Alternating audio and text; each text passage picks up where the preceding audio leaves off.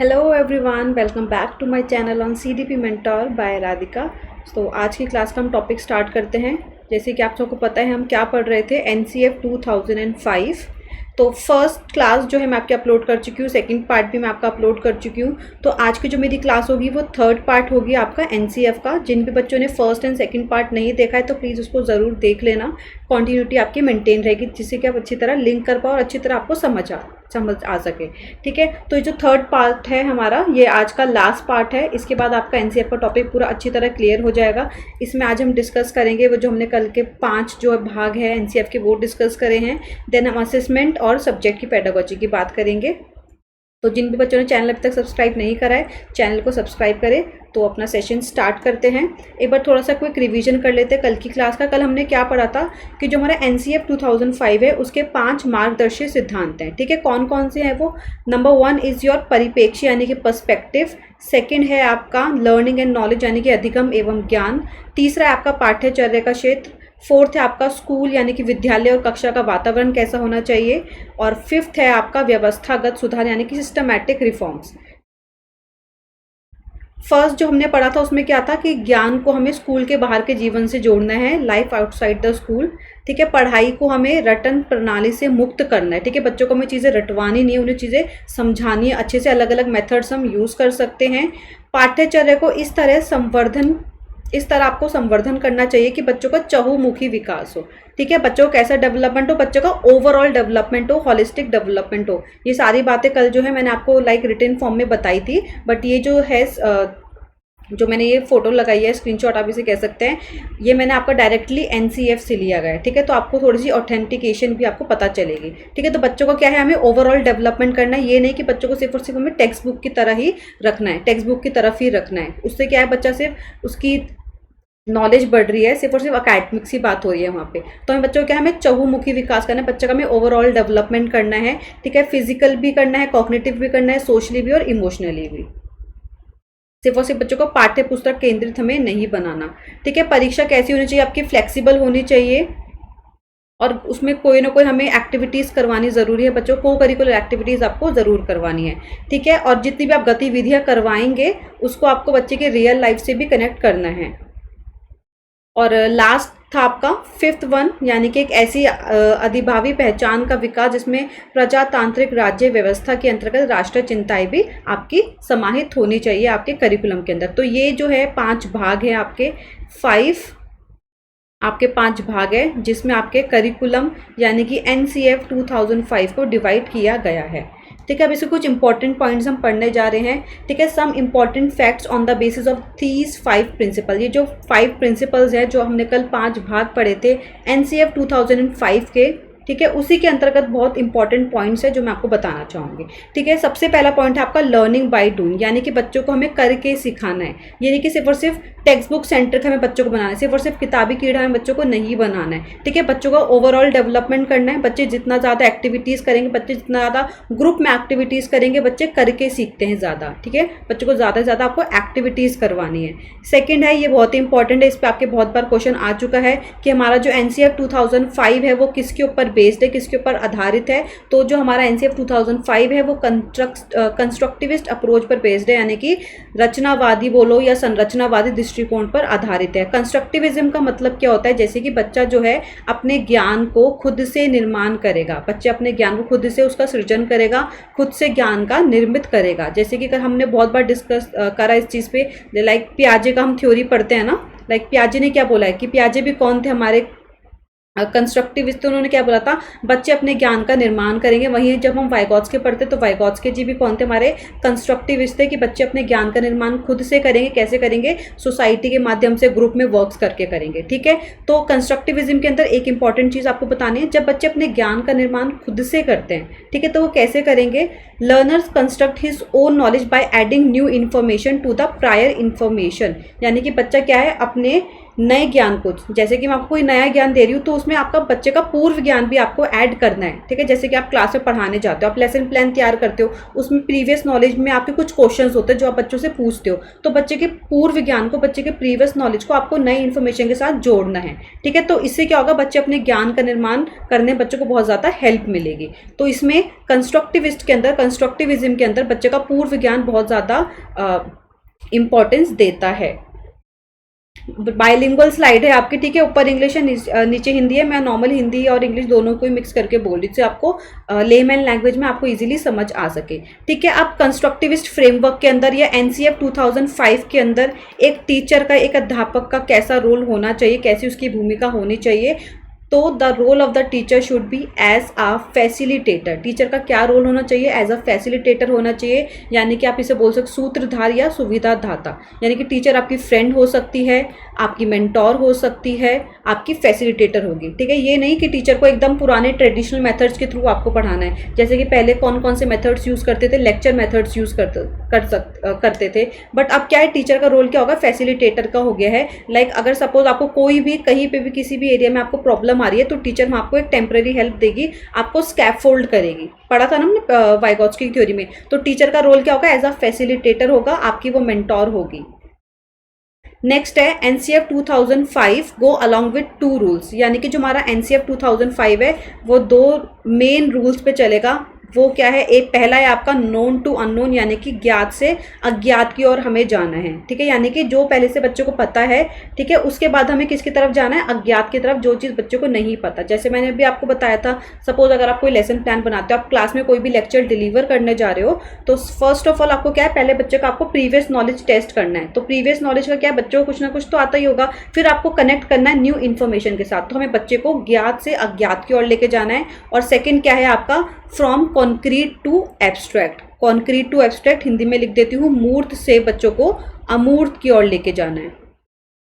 मूर्त से बच्चों को अमूर्त की ओर आपको लेकर जाना है। मूर्त आपको पता है, हमने पियाजे की थ्योरी बहुत अच्छे से पढ़ी है सारी चीज़ें। यानी कि कॉन्क्रीट, बच्चों को जो आप एक्टिविटीज़ करवा रहे हो, ठीक है, वो पहले कॉन्क्रीट रूप में होनी चाहिए, मूर्त रूप में होनी चाहिए, जो सामने बच्चे के प्रेजेंट है, जो सामने बच्चे के मौजूद है। फिर बच्चों को इमेजिनेशन आपको करवानी है, एब्स्ट्रैक्ट यानी कि अमूर्त की तरफ आपको बच्चों को लेके जाना है।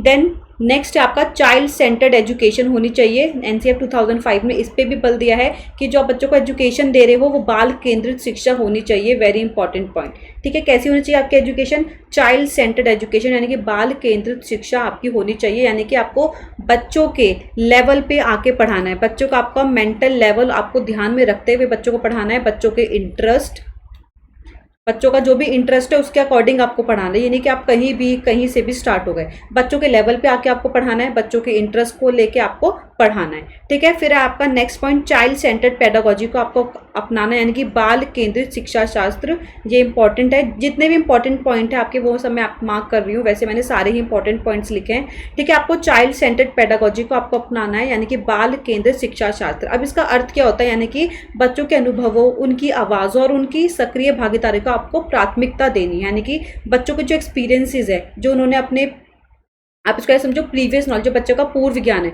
जो बच्चे के एक्सपीरियंसेस है, बच्चों की वॉइसेस को, आवाज़ों को आपको क्या करना है, उसको प्राथमिकता देनी है, आपको उसको प्राइमेसी देनी है बच्चे, ताकि एक्टिवली पार्टिसिपेट करें। अगर आप बच्चों को कुछ भी पढ़ा रहे हो, ठीक है, आप बच्चों से उनका प्रीवियस नॉलेज लो, जो उनको पहले से आता है, बच्चों के एक्सपीरियंसेस को जानो, बच्चों को एक्टिविटी करवाओ, जिससे क्या हो, बच्चे सक्रिय रूप से उसमें भागीदारिता करें, बच्चे उसमें एक्टिवली पार्टिसिपेट करें, ठीक है। आपको ऐसा पढ़ाना है क्लास के अंदर। ये नहीं कि आप पढ़ाए जा रहे हो, बच्चे पैसिवली बैठे, तो बच्चे बोर हो जाएंगे, बहुत जल्दी बच्चों को नींद आ जाएगी। तो आप एक्टिविटी के थ्रू पढ़ाओ, लर्निंग बाय डूइंग है, बच्चों को करके सिखाओ, जिससे क्या हो, बच्चों की जो पार्टिसिपेशन है वो एक्टिव रहेगी, ठीक है। और ये नहीं कि अगर आप बच्चों ने कोई भी आपसे क्वेश्चन पूछ लिया तो आपने उसको चुप करा दिया, नहीं, बच्चों को भी प्राइमेसी देनी चाहिए, ताकि बच्चे कुछ ना कुछ बोल सके आपकी क्लास के अंदर, ठीक है। फिर NCF 2005 place emphasis on overall development of the student, यानी कि बच्चों का सर्वांगीण विकास पर बल देता है हमारा एनसीएफ 2005। बच्चों का ओवरऑल डेवलपमेंट, ये नहीं कि सिर्फ और सिर्फ आपने बच्चों को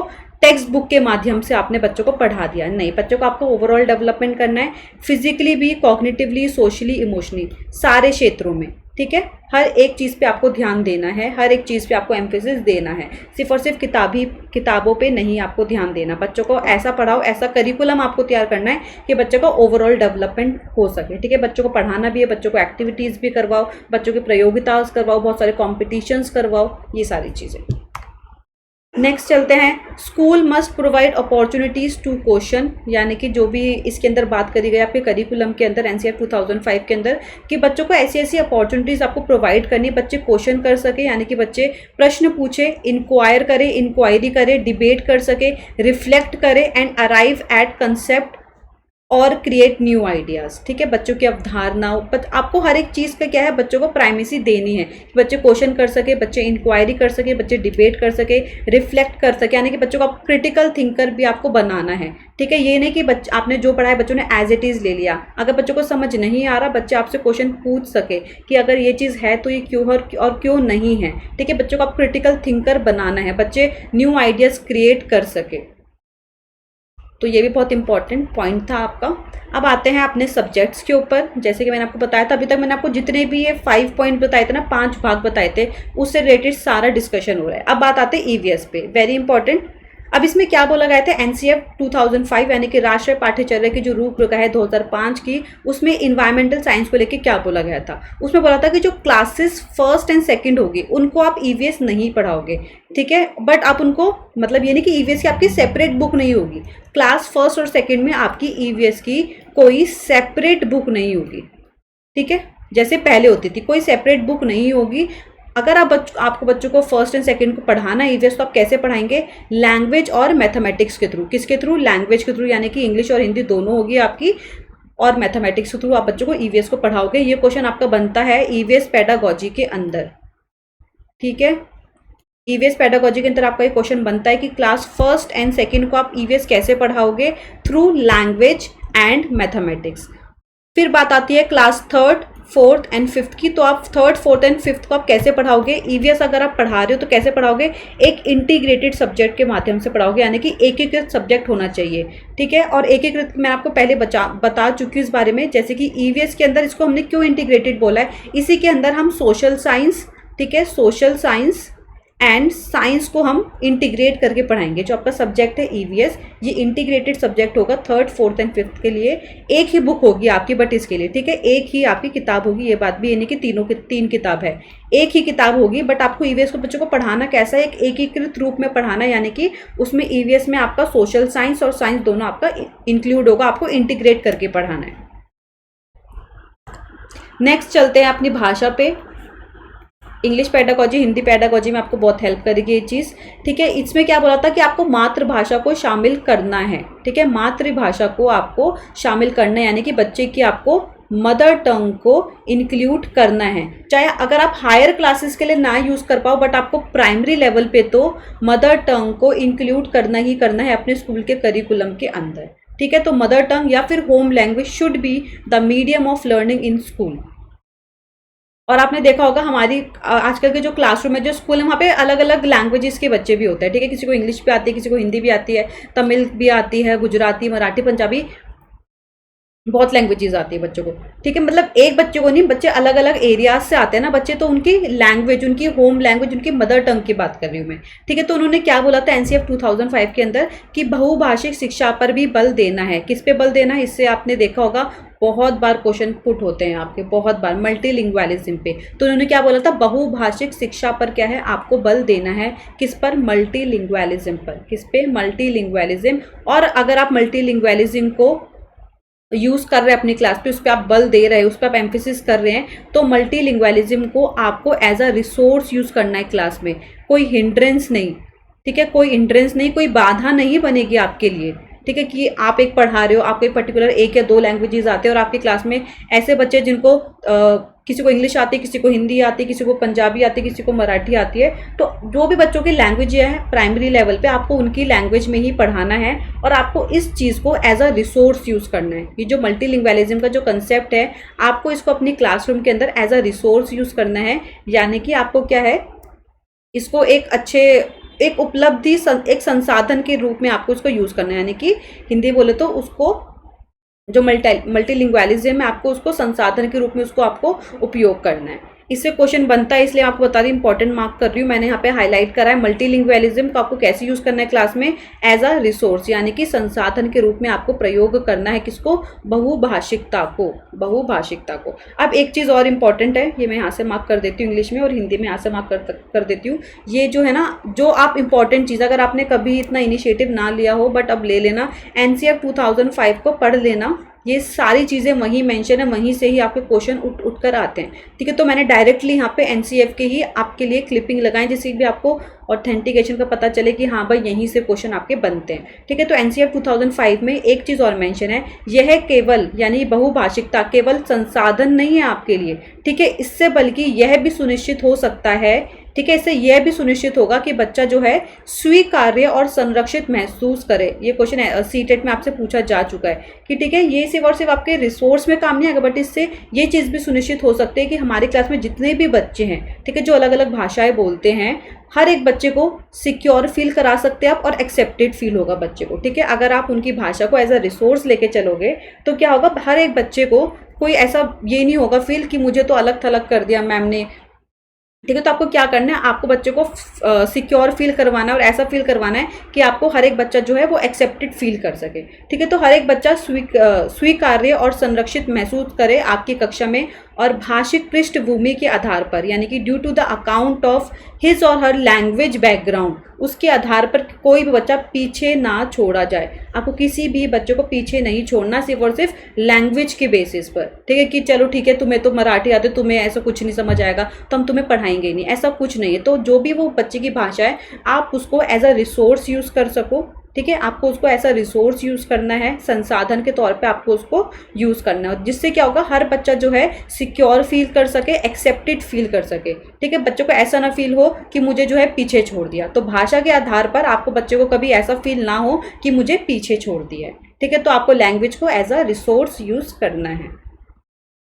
नेक्स्ट आते हैं, ये मैंने यहाँ पे क्वेश्चन डाला है, ये इंपॉर्टेंट है क्योंकि ये आपका क्वेश्चन उठ चुका है, रीड के पेपर में आया था आपका ये वाला क्वेश्चन, तो बच्चे ध्यान से सुन लेना। और यही सेम क्वेश्चन आपका एनसीएफ से उठा के दिया था, same as it is question. अब इसमें क्या बोला था, हमने अभी क्या बोला था कि हमें किस पे बल देना है, मल्टीलिंगुअलिज्म पे बल देना है, बहुभाषिकता पे हमें बल देना है। तो कुछ ऐसे बच्चे होते हैं जिनको दो भाषा आती है। ठीक है, जैसे कि मैं आपको बोलती हूँ, ये नहीं कि सिर्फ और सिर्फ आपको इंग्लिश में आप पढ़ो या सिर्फ और सिर्फ आप हिंदी में पढ़ो। अगर आपको इंग्लिश में आप पढ़ रहे हो तो हिंदी भी थोड़ा सा पढ़ो। अगर आप सिर्फ और सिर्फ हिंदी मीडियम के बच्चे हो, जैसे आप बोलते हो कि मैम हिंदी में बताओ, तो आपको थोड़ी बहुत इंग्लिश भी आना बहुत ज़रूरी है।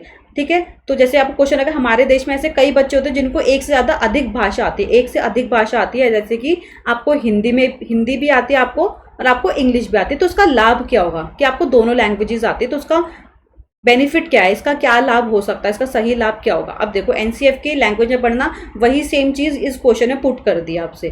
ठीक है, तो इन्होंने क्या बोला था, अगर किसी बच्चे को दो लैंग्वेजेस आती है यानी कि बाइलिंगुअल प्रोफिशिएंसी है बच्चे को, बच्चे में द्विभाषा क्षमता है, तो उससे क्या होगा, बच्चे का संज्ञानात्मक बुद्धि भी अच्छी होगी, बच्चे की सामाजिकता, सहिष्णुता, विस्तृत चिंतन होगा बच्चे का, और बौद्धिक उपलब्धियों के स्तर को बढ़ावा देती है। यही सारे बेनिफिट्स होंगे, यही सारे लाभ होंगे बच्चे को अगर उसको दो लैंग्वेजेस आती है। ठीक है, bilingual proficiency raises the level of cognitive growth यानी कि संज्ञानात्मक बुद्धि, social tolerance, divergent thinking and scholastic achievement.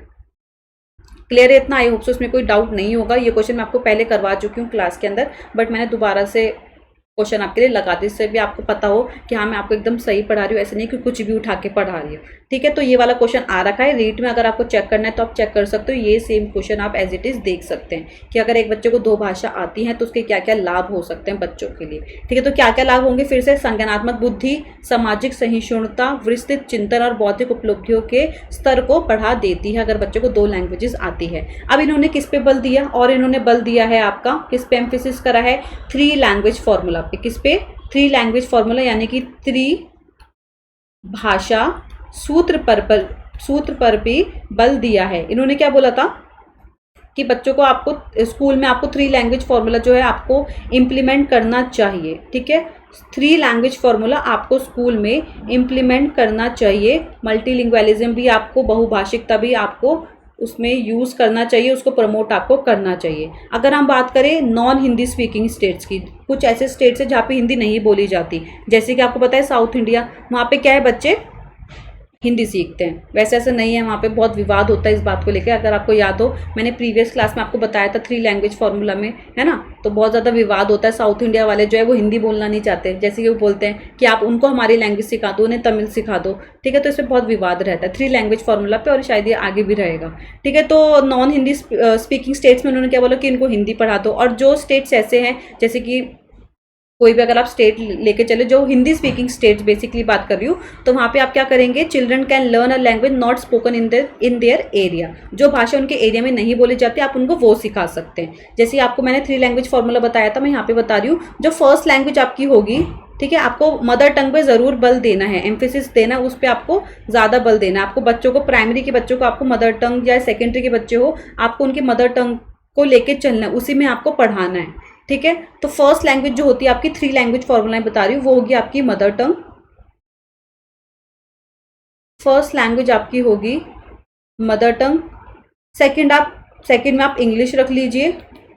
और थर्ड क्या होगी आपकी, जैसे कि हम बोले अगर मैं हूँ तो मेरी मदर टंग होगी वो हिंदी है, सेकंड मैंने इंग्लिश सीख ली, थर्ड मेरी कौन सी लैंग्वेज होगी, तो थर्ड में कुछ भी सीख सकती हूँ, ठीक है। जैसे मैं संस्कृत भी सीख सकती हूँ, मैं पंजाबी भी ले सकती हूँ, मैं कोई फॉरेन लैंग्वेज भी ले सकती हूँ, फ्रेंच भी ले सकती हूँ, जर्मन भी ले सकती हूँ। वो डिपेंड करता है कि आप किस टाइप के स्कूल में है, ठीक है। अब तो आपको पता है ना कि बहुत सारे स्कूलों में जो है फ्रेंच, मतलब इंटरनेशनल लैंग्वेजेस भी इंट्रोड्यूस कर चुके हैं। तो इसमें वही चीज़ मेंशन है, जो नॉन हिंदी स्पीकिंग स्टेट्स हैं वहाँ पे आप हिंदी सिखा सकते हैं, और जो हिंदी स्पीकिंग स्टेट है वहाँ पे आप ऐसी लैंग्वेज सिखा दीजिए जो उस एरिया में नहीं बोली जाती, ठीक है। जैसे कि आप संस्कृत को भी ले सकते हैं, इसके अंदर संस्कृत को भी आप पढ़ा सकते हैं बच्चों को। संस्कृत में also be studied as modern India language in addition to these languages. और ये क्वेश्चन आपका पुट हो चुका है कि जो संस्कृत है वो कौन सी लैंग्वेज है, तो संस्कृत आपकी मॉडर्न इंडिया लैंग्वेज है, ठीक है। संस्कृत क्या है आपकी, अगर आपने पिछली बार का पेपर देखा होगा,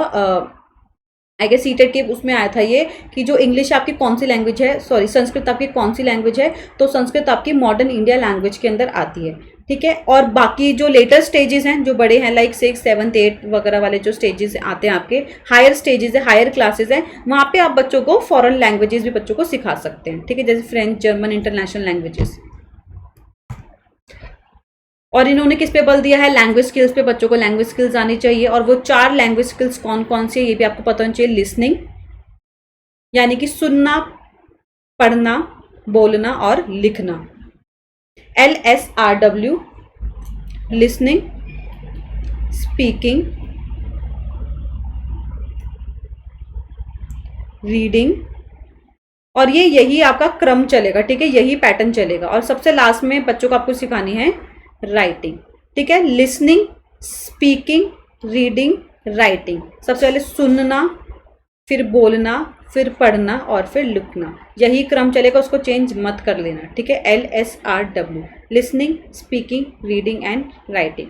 one more important thing, language के अंदर इंग्लिश से रिलेटेड, इंग्लिश पेडागोजी में बहुत क्वेश्चन आता है आपका। अगर आपसे कभी क्वेश्चन पूछ लिया जाए कि according to national curriculum framework 2005 English in India is dash in multilingual country, अगर आपसे पूछा जाए इंग्लिश का अकॉर्डिंग टू मल्टीलिंगुअल कंट्री, ठीक है, एनसीएफ में मेंशन है।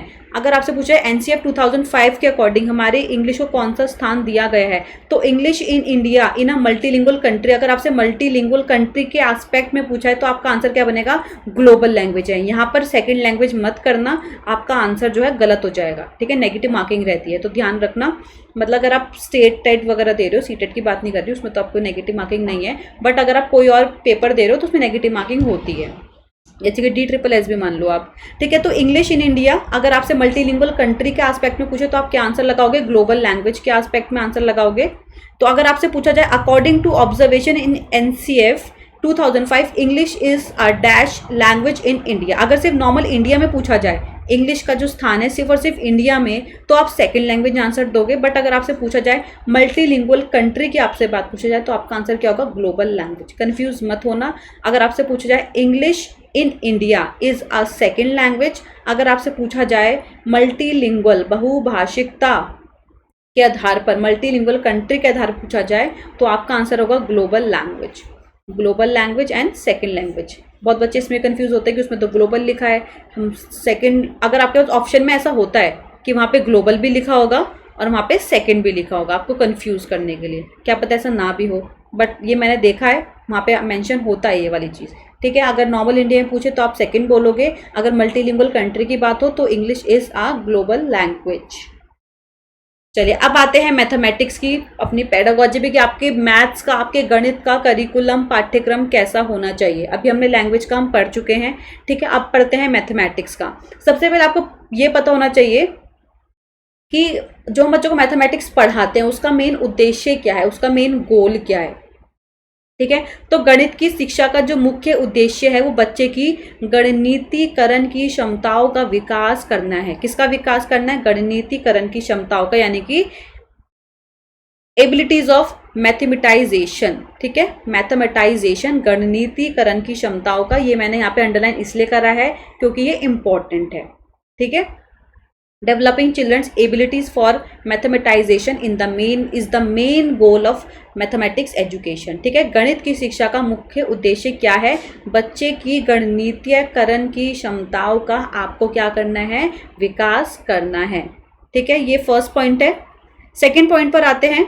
सेकंड पॉइंट क्या है आपका? क्योंकि गणित विषय का जो पाठ्यक्रम जो है कैसा होना चाहिए? ऐसा हो कि बच्चे तर्क कर सके, यानी कि बच्चे क्या उस पर रीजनिंग कर सके, तर्क शामिल हो, चिंतन, समस्या को सूत्रबद्ध करने व समाधान में मदद करे, ठीक है। कैसा करिकुलम बनाना है आपको बच्चे को? आपको बच्चे का गणित का, मैथमेटिक्स का ऐसा हो जो बच्चे को तर्क, चिंतन, समस्या को सूत्रबद्ध करने व समाधान में मदद करे। ऐसा करिकुलम बनाना है कि बच्चों को किसमें हेल्प मिल सके, बच्चे प्रॉब्लम सॉल्व कर सके, बच्चे फॉर्मुलेट कर सके, बच्चे रीजनिंग कर सके, बच्चे थिंकिंग कर सके। रटने वाली चीज़ें आपको बच्चों को नहीं करवानी है, ठीक है। और मैथ्स भी आपको ऐसे एक्टिविटीज़ के थ्रू आप पढ़ा सकते हैं, ठीक है। ये नहीं कि आप सिर्फ अपने बच्चों को फॉर्मूलेज रटवाती है। बच्चों को अगर आपको मैथ सिखाना है बहुत अच्छी तरीके से आप सिखा सकते हो यार। बच्चों का पजल्स करवा सकते हो, स्टोरीज करवा सकते हो, बहुत सारी चीज़ें हैं।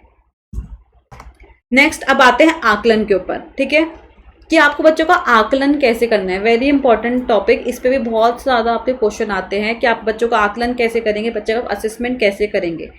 स्टार्ट करते हैं। अगर हम बात करते हैं फर्स्ट एंड सेकंड क्लास की, तो फर्स्ट एंड सेकंड क्लास में आप बच्चे का आकलन नहीं करेंगे। मतलब किस वे में नहीं करेंगे? मौखिक और लिखित वे में, यानी कि बच्चे का आप कोई ओरल टेस्ट नहीं लोगे, ना ही आप बच्चे का कोई रिटन टेस्ट लोगे। और अब तो ये चीज़ आपने देखी भी होंगे कि आप फर्स्ट और सेकंड क्लास से बच्चों को होमवर्क नहीं दिया जाता, ठीक है, ना दिया जाएगा। मौखिक और लिखित परीक्षा जो है आप बच्चों की नहीं लोगे for first and second class. ये मैंने नीचे स्क्रीनशॉट लगा दिया एनसीईआरटी से, आप डायरेक्टली यहाँ से पढ़ सकते हैं, ठीक है, जस्ट फॉर ऑथेंटिकेशन। मैंने भी इतना सर्च कर, इतनी मेहनत करके आपके लिए पीपीटी बनाई है कि देख लो यहाँ से क्वेश्चन आपके बनते हैं, ठीक है। तो क्या है, अगर बात हो ईसीसी यानी कि आपकी पूर्व प्राथमिकता की बात कर रहे हैं यहाँ पे, पूर्व प्राथमिक कक्षा की यहाँ पे बात कर रहे हैं कि पूर्व प्राथमिक कक्षा, और जो आपकी प्राथमिक कक्षा है फर्स्ट एंड सेकंड पे आप बच्चे का मौखिक और लिखित परीक्षा नहीं लेंगे। और अगर बात करें सिर्फ और सिर्फ ईसीसीई की, ठीक है, ईसीसीई की आपको फुल फॉर्म पता होना चाहिए, अर्ली चाइल्डहुड केयर एजुकेशन। ये पूछ सकते हैं, मैं नीचे फुल फॉर्म लिख देती हूँ आपकी, early childhood care and education, ECCE और क्लासेस। और ECCE के अंदर तो आप बच्चों को पढ़ाते नहीं, आप बच्चों को क्या सिखाएंगे? उठना बैठना, ये सारी एक्टिविटीज़ आप बच्चों को कराते रहते हैं। उठना बैठना सिखाना है आपको, ये सारी चीज़ें आप बच्चों को सिखाएंगे, ठीक है। और क्लासेस फर्स्ट एंड सेकंड में आप बच्चों को पढ़ाओगे, बट आप बच्चों का टेस्ट नहीं लोगे, परीक्षा नहीं लोगे, ना ओरल ना रिटन। तो फिर आप बच्चों का आकलन कैसे करोगे भाई? आपके माइंड में ये भी चीज़ आ रही होगी कि कैसे आप बच्चों का आकलन करोगे जब आप बच्चों का ना मौखिक परीक्षा ले रहे हो, ना बच्चे की लिखित परीक्षा ले रहे हो। तो आप बच्चों को असेस कैसे करोगे? आप बच्चों को असेस करोगे उनके क्वालिटेटिव बेसिस पे, ठीक है। किसके बेसिस पे? क्वालिटेटिव, यानी कि जो बच्चे गुणात्मक कथन के अकॉर्डिंग लोगे आप बच्चों के। आपने देखा होगा कुछ बच्चे होते हैं, कुछ नहीं, मतलब आप क्या ऐसे कह सकते हैं कि टीचर जो है क्लास में, अब ये वाला हमारा रूल आ चुका है कि आपको सिर्फ और सिर्फ बच्चों को किताबी कीड़ा नहीं बनाना, सिर्फ और सिर्फ किताबों के माध्यम से नहीं आपको पढ़ाना, बच्चों को आपको ओवरऑल डेवलपमेंट करना है। तो आप बच्चों को ज़्यादा से ज़्यादा एक्टिविटीज़ करवाएं, को करिकुलर एक्टिविटीज़ करवाएं, ये सारी चीज़ आपको करवानी है, ठीक है। तो आप बच्चों को कैसे आकलन करेंगे? तो assessment must be purely qualitative judgement of children's activities. जो भी बच्चे एक्टिविटीज़ कर रहे हैं ना आपकी क्लास में, ठीक है, बच्चे ग्रुप में एक्टिविटीज़ करें, एक साथ खेलते हैं, उठते हैं, बैठते हैं, कूदते हैं, ये सारी जो एक्टिविटीज़ हैं आप बच्चों के इन डोमेन्स पे आप बच्चों का आकलन करेंगे, ठीक है। किन बेसिस पे? आप बच्चों का इन बेसिस पे आकलन करेंगे, और जो भी होगा सब कुछ ऑब्जर्वेशन के माध्यम से होगा। जो बच्चे रोजमर्रा की जो बच्चे एक्टिविटीज करते हैं, ठीक है, जो बच्चे रोजमर्रा की जो बच्चे डेली एक्टिविटीज करते हैं, आप उनको ऑब्जर्व करोगे और उसके बेसिस पे आप बच्चे का आकलन करोगे, ठीक है। And one more important thing, और आप बच्चे का असेसमेंट कैसे करोगे? And an assessment of the status of their health and physical development, ठीक है। हेल्थ एंड फिजिकल डेवलपमेंट में यानी कि आपको कैसा गुणात्मक कथन होना चाहिए? आपका उनके स्वास्थ्य और शारीरिक विकास का आपका आकलन होना चाहिए। बच्चे का आकलन कैसे होगा? एक तो आप वो जो बच्चे हैं रोजमर्रा की जो एक्टिविटीज करते हैं, डेली इंटरेक्शंस करते हैं, एक्टिविटीज करते हैं, आप उनको ऑब्जर्व करके बच्चों का आकलन करोगे। क्वालिटेटिव वे में होगा, क्वांटिटी वे में नहीं। क्वांटिटी नहीं मतलब मार्क्स के बेसिस पे आपको बच्चों को नहीं देने, ठीक है। और असेसमेंट किस रूप में होगा? बच्चे का स्वास्थ्य और शारीरिक विकास का आपको बच्चों को आकलन करना है, ठीक है। आई होप्स आपको क्लियर होगा आकलन। ये वैसे मैंने 3rd to 8th का भी यहाँ पे मेंशन करा है, और 9th and 12th का भी। वैसे आपसे इतनी हायर क्लासेस का पूछा नहीं जाएगा 9th and 12th का, जस्ट फॉर योर आपको पता होना चाहिए एनसीएफ के बारे में अगर इतनी सारी चीज़ें मेंशन है तो 3rd to 8th जो है आपका एलिमेंट्री स्टेज है। यहाँ पे आप बच्चों का आकलन कैसे करोगे? यहाँ पे आप बच्चे का ओरल और रिटर्न टेस्ट आप ले सकते हो, ऑब्जर्वेशन ले सकते हैं, बट जो भी होगा वो फेयर फ्री होना चाहिए। क्या होना चाहिए? फेयर फ्री होना चाहिए, यानी कि भय मुक्त होना चाहिए, भय मुक्त होना चाहिए, ठीक है। और 9th and 12th का आप यहाँ से पढ़ सकते हैं, मैंने नीचे स्क्रीनशॉट लगाया है। सेकेंडरी स्टेजेस पे आप बच्चों का आकलन कैसे करेंगे? It should be based more on test, examination, project बच्चों से आप करवाएंगे। ये सारी चीजें आपको इंक्लूड करनी पड़ेगी, इनके बेसिस पे ही आप क्या है आप बच्चों का असेसमेंट करेंगे। नेक्स्ट चलते हैं, हमारा स्कूल एंड क्लासरूम, यानी कि हमारा 4th है ना, 4th है ये हमारा। जो भी अभी हमने जितने भाग पढ़े, हमने एनसीएफ के 5 भाग पढ़ाए थे, उसका ये 4th वाला पार्ट है आपका, यानी कि स्कूल एंड क्लासरूम आपका कैसा होना चाहिए, विद्यालय और कक्षा का वातावरण आपका कैसा होना चाहिए। सबसे पहली बात इंपॉर्टेंट, इंक्लूसिव यानी कि समावेशी मित्रवत आपका इन्वायरमेंट होना चाहिए। आपको किसी के बेसिस पे भी बच्चों में अलग थलग नहीं करना आपको बच्चों को, ठीक है। समावेशी मित्रवत यानी कि इंक्लूसिव फ्रेंडली आपके क्लासरूम का एनवायरनमेंट होना चाहिए। आपको हर एक बच्चे के पास जो है एक समान अवसर होना चाहिए। आपको बच्चों के साथ कोई भी भेदभाव नहीं करना किसी भी तरीके का, ठीक है। किसी भी तरह का आपको भेदभाव नहीं करना, अपने क्लासरूम का एनवायरनमेंट खराब मत करना, ठीक है। आगे जाके आप भी टीचर बनने वाले हो तो ये चीज़ अपने ऊपर भी इम्प्लीमेंट कर लेना, ठीक है। कैसे एनवायरनमेंट होगा आपके क्लासरूम का? इंक्लूसिव फ्रेंडली यानी कि समावेशी मित्रवत, कोई भेदभाव नहीं करोगे, कोई अलगाव नहीं करना, कोई पृथकीकरण नहीं। आपके क्लास में हर एक टाइप के बच्चे आते हैं, फिजिकल डिसेबल्ड बच्चे भी आएंगे आपकी क्लास में, ठीक है। फिजिकली डिसेबल्ड होते हैं, फिजिकली हैंडीकैप्ड होते हैं, बच्चों को लर्निंग डिसेबिलिटीज़ होती हैं, ठीक है। तो ये सारे स्टूडेंट्स आएंगे। कुछ बच्चे ऐसे भी होते हैं जो इकोनॉमिकली बहुत अच्छे नहीं होते, बहुत ही गरीब वर्ग के बच्चे होते हैं, ठीक है। पृष्ठभूमि के बच्चे, मैं बोलूँ तो पृष्ठभूमि के बच्चे होते हैं। तो आपको ना क्लासरूम में ऐसा एक इंक्लूसिव फ्रेंडली आपको इन्वायरमेंट बना के चलना है। किसी के बीच में आपको कोई भेदभाव नहीं करना, क्योंकि अगर आपने भेदभाव करना स्टार्ट कर अपने क्लासरूम के अंदर तो जो और बच्चे हैं वो भी आपसे वही चीज़ सीखेंगे और उन्हीं के साथ वैसा ही उन बच्चों को ट्रीट करेंगे, ठीक है। तो आपको क्या करना है? You should celebrate diversity in your classroom, in your school, ठीक है। और एक और इम्पॉर्टेंट जिससे भी काफ़ी क्वेश्चन बनता है, ये भी एनसीएफ में मेंशन है कि अगर कोई बच्चा फेल हो रहा है, ठीक है, इफ़ चिल्ड्रन फेल, ठीक है, अगर कोई भी बच्चा फेल हो रहा है तो क्या माना जाता है कि आपका स्कूल फेल हो रहा है, आपका सिस्टम फेल हो रहा है। तो इन्होंने क्या बोला है कि बच्चे फेल नहीं होते, ठीक है, कोई भी बच्चा फेल नहीं होता। Children do not fail, they only indicate failure of the school. तो वो क्या चीज़, अगर बच्चा फेल नहीं होता तो वो फिर कौन फेल होता है? तो क्या होता है फेल, आपका क्या इंडिकेशन दे रहा है? ये स्कूल फेल होता है, सिस्टम फेल होता है, ठीक है। इंपॉर्टेंट है, ये क्वेश्चन आ रखे हैं आपके। मिनिमम इंफ्रास्ट्रक्चर, बच्चों को फैसिलिटीज आपको देनी है। MLL की बात मैंने भी आपको करी थी। आपको बच्चों को मिनिमम इंफ्रास्ट्रक्चर फैसिलिटीज़ आपको बच्चों को प्रोवाइड करनी है, जैसे कि वॉशरूम है, वाटर है, ये सारी फैसिलिटीज़, प्रॉपर क्लासरूम होने चाहिए आपके, ये सारी फैसिलिटीज़ बच्चों को आपको प्रोवाइड करनी है। लाइब्रेरी होना चाहिए, लेबोरेटरी होना चाहिए, सब कुछ वेल इक्विप्ड होना चाहिए और फियर फ्री इन्वायरमेंट होना चाहिए। ये नहीं कि बच्चा अगर कोई भी सब्जेक्ट आपसे पढ़ रहे एकदम डर के मारे आपसे पढ़ रहे, ऐसा नहीं। कुछ बच्चे होते हैं जो मैथ्स से डरते हैं, तो आपको ऐसा इन्वायरमेंट नहीं करना, ठीक है। एज फियर फ्री इन्वायरमेंट रखना है, यानी कि आपको भय मुक्त वातावरण रखना है अपने क्लास का, अपने स्कूल का, ठीक है। क्लियर है आपको ये सब? नेक्स्ट चलते हैं सिस्टमैटिक रिफॉर्म्स पे, यानी कि ये आपका लास्ट पार्ट है, फिफ्थ वाला, व्यवस्थागत सुधार यानी कि सिस्टमैटिक रिफॉर्म्स। इसमें क्या है, आपको हर चीज़ आपको फ्लेक्सिबल रखनी है, यानी कि क्लास 10 के जो बोर्ड्स हैं ये NCF 2000 में सब मेंशन है। अगर आप पढ़ने का थोड़ा सा कष्ट करें तो आपको सब मिल जाएगा, ठीक है। बट मैंने उसमें से थोड़े से आपके लिए इंपॉर्टेंट पॉइंट्स निकाल लिए हैं, ठीक है। तो NCF 2005 के अंदर क्या बोला गया है कि जो क्लास 10 के बोर्ड्स होंगे दैट शुड बी ऑप्शनल। क्या होने चाहिए, ऑप्शनल होने चाहिए, ज़रूरी नहीं है कि आपको देने ही देने हैं बाहर जाके, ठीक है। तो अब तो आपको पता है कि 10th के बोर्ड जो है वो स्कूल में होने लगे हैं, ठीक है। CCE should be followed, CCE को आपको फॉलो करना है। आप बच्चे का आकलन कैसे करेंगे, CCE के बेस्ड पे करेंगे। CCE का मतलब क्या होता है, कॉन्टिन्यूअस, कॉम्प्रिहेंसिव, व्यापक एवं समग्र मूल्यांकन, ठीक है। व्यापक एवं समग्र मूल्यांकन, continuous and comprehensive evaluation, continuous and comprehensive valuation, यानी कि बच्चों को आपको कॉन्टिन्यूसली आपको बच्चों का आकलन करना है। जैसे बच्चे की एक्टिविटीज़ होती है, बच्चे का क्लासरूम इंटरेक्शन कैसे है, वो अपने फ्रेंड्स के साथ कैसा है, बच्चा जो ग्रुप में एक्टिविटीज़ करता है कैसे, यानी कॉन्टिन्यूसली पूरे साल आपको बच्चे का आकलन करना है।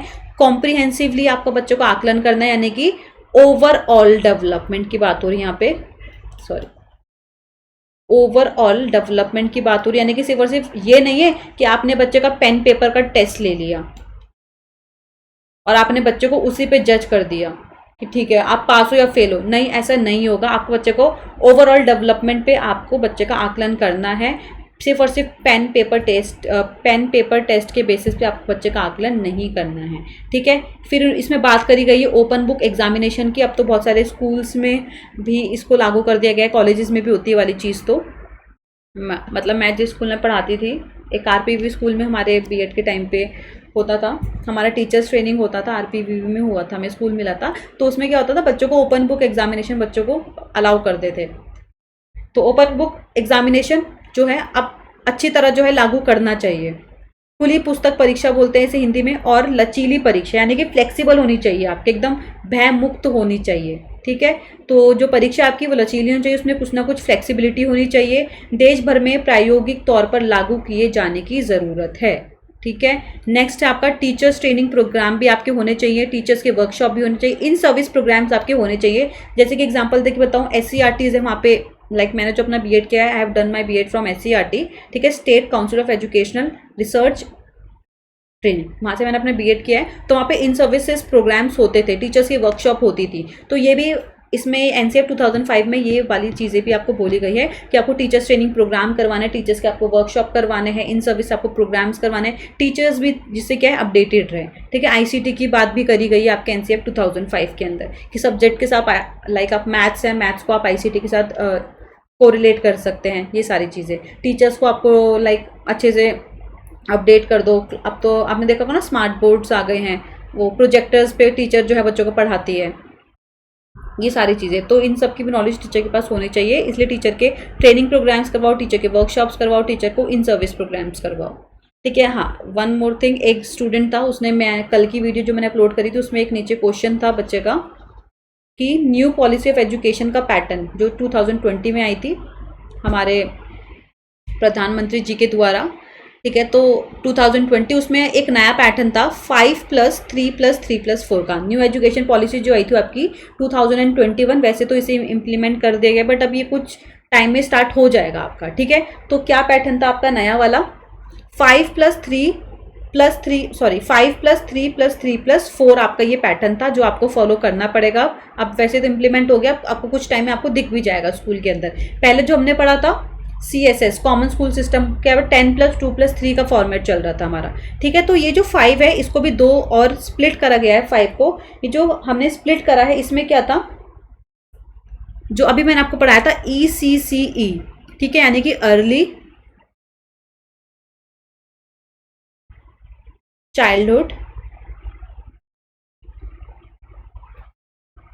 केयर एजुकेशन, हिंदी में लिख देते हो पूर्व प्राथमिक, आप इसे बोलेंगे, इसमें आपके पूर्व प्राथमिक आएंगे, जिसमें मैंने आपको बोला था कि इस लेवल पे आप बच्चों को कोई टेस्ट नहीं लोगे, यहाँ बच्चों को पढ़ाते नहीं, उठना बैठना सिखाएंगे, ये सारी चीज़ें सिखाएंगे। फिर हाँ, मैं आपको एक 3+2 में इसका डिवीजन है 5 का। 3 साल तक है ये जो है आपका, इसमें आप बच्चों को ईसीसी के बारे में सिखाएंगे। ईसीसी बोला जाएगा, इसे पूर्व प्राथमिक स्तर होगा ये आपका। देन ये जो सेकंड है आपका, इसमें फर्स्ट एंड आपकी सेकंड क्लासेस आएंगी। इसमें आपकी फर्स्ट एंड सेकंड क्लासेस आएंगी। इसके अंदर आपकी third, fourth and fifth classes आएगी, यानी कि मैं सीधा लिख देती हूँ 3rd to 5th क्लासेस आएंगी आपके अंदर, इसके अंदर 3rd to 5th। देन ये जो नेक्स्ट 3 है, इसमें 6 to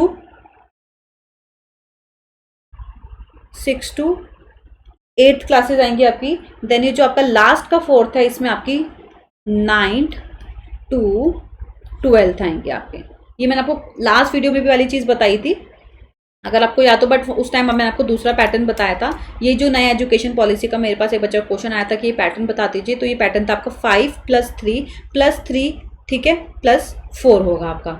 ये जो 5 है आपका, इसमें भी 2 आपके स्प्लिट हो रखे हैं, जो है 3 and 2। जो 3 है ये आपका ईसीसी को लेकर है। सेकंड है आपका फर्स्ट एंड सेकंड क्लासेस आएंगी आपकी इसमें। देन थर्ड जो है 3rd to 5th class. Then जो नेक्स्ट थर्ड है, इसमें आपकी 6 to 8th क्लासेस आएंगी। और ये जो फोर्थ है आपका 9 to 12th क्लासेस आएंगे। और बाकी अपने कुछ स्टेट्स में ऐसा देखा भी होगा कि उसमें जो है 11th और जो 12th है वो ऑप्शनल कर देते हैं, है ना, कि अगर आपको पढ़ाना है स्कूल में तो आप पढ़ा लीजिए, ऐसा कोई कंपलसरी नहीं है। अदरवाइज आपने उसको क्या दे रखा है, जूनियर कॉलेज का नाम दे रखा है। किसका नाम दे रखा है, जूनियर कॉलेज का। जैसे मुंबई में अगर आप देखें, पुणे साइड देखें, तो वहाँ पे 11 12 को वो जूनियर कॉलेज के नाम पे दे देता है। वहाँ पे 10 तक स्कूल एजुकेशन चलती है बस। तो आई होप सो आज की क्लास आपको बहुत अच्छी समझ आई हो। कोई डाउट हो तो टेलीग्राम पे डाल देना। अब मैं इसकी PDF जो है आपको पूरी डाल दूंगी, ठीक है, पूरी कंप्लीट PDF में आपकी अपलोड कर दूंगी अपने टेलीग्राम चैनल पे। अब अच्छे से पढ़ लेना। ये लास्ट क्लास थी NCF पे, 3 ही क्लासेस में बना चुकी हूँ NCF के ऊपर। अब जो है नेक्स्ट क्लास में हम जितने भी PYQ आ रखे हैं रिलेटेड टू NCF 2005, सारे पॉलिसीज डिस्कस हो गए, हमारे कमिटीज़ डिस्कस हो गई है इंपॉर्टेंट, ठीक है। इसके बाद जो टॉपिक होगा हमारा वो होगा नेक्स्ट RTE। तो टेलीग्राम चैनल का नेम है मेरे CDP/पेडामेंटोर। यहीं पे जो है मैं PDF अपलोड करूँगी, तो यहीं से आप लोग जो है उसको डाउनलोड कर सकते हैं, अच्छे से पढ़ सकते हैं, अच्छे से नोट्स बना सकते हैं अपने। और आपने एक चीज़ देखी होगी कि जितने भी आपके क्वेश्चन बनते हैं जो इंपॉर्टेंट है रिगार्डिंग NCF 2005, मैंने वहीं से ही आपको आज पढ़ाया है, यानी कि सीधा मैंने आपको NCF के माध्यम से ही पढ़ाया है, नीचे क्लिपिंग्स लगा के, ठीक है। तो वीडियो अगर आपको पसंद आया है मेरा, तो डू लाइक, शेयर करो अपने फ्रेंड्स के साथ। शेयर नहीं करते हो, नए हो चैनल पे, चैनल को सब्सक्राइब ज़रूर करना है आपको, ठीक है। तो till then, bye bye, take care.